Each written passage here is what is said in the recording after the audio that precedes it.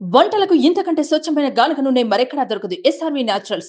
Orders కై screen పై number కి call చేయండి. కరోనా వ్యాక్సిన్ వేసుకుంటే మనం మరణ శిక్ష వేసుకున్నట్టేనా అని జనం భయపడుతున్న వేళ మహమ్మారి కరోనా మళ్లీ నిద్రలేచింది. దేశంలో ముఖ్యంగా మన పక్క రాష్ట్రాలైన మహారాష్ట్ర, ఒడిశా, కర్ణాటకల్లో ఎక్కువ కేసులు నమోదవుతున్నాయి. ఇటు తమిళనాడు రాజధాని చెన్నై, తిరువల్లూర్, కాంచీపురం, చెంగల్పట్టు, కోయంబత్తూర్, తిరుపూర్, ఈరోడ్ జిల్లాలకు చెందిన 14 మందికి కరోనా సోకినట్టుగా తెలుస్తోంది. ఇక సింగపూర్లో కరోనా ఇప్పుడు భయంకరంగా విస్తరించింది. మార్చి 5వ తేదీ నుంచి 11వ తేదీ మధ్యలోనే 26,000 కేసులు నమోదయ్యాయి. అక్కడి ప్రభుత్వ లెక్కల ప్రకారం ప్రతిరోజు 260 మంది ఆసుపత్రి పాలవుతున్నారు.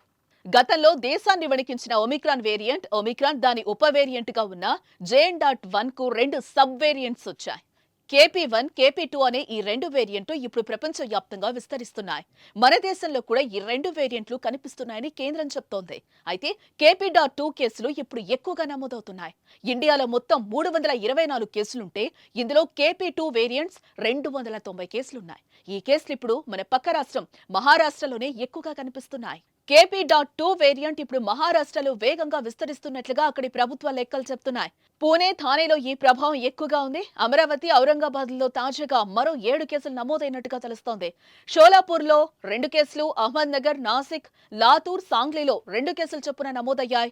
ఇప్పటికి అందుతున్న డేటా ప్రకారం మహారాష్ట్రలో మొత్తం 148 కరోనా పాజిటివ్ కేసులున్నాయి. ఇవన్నీ ఒమిక్రాన్ సబ్ వేరియంట్ JN.1 నుంచి రూపాంతరం చెందిన KP.2 వేరియంట్ గా గుర్తించారు.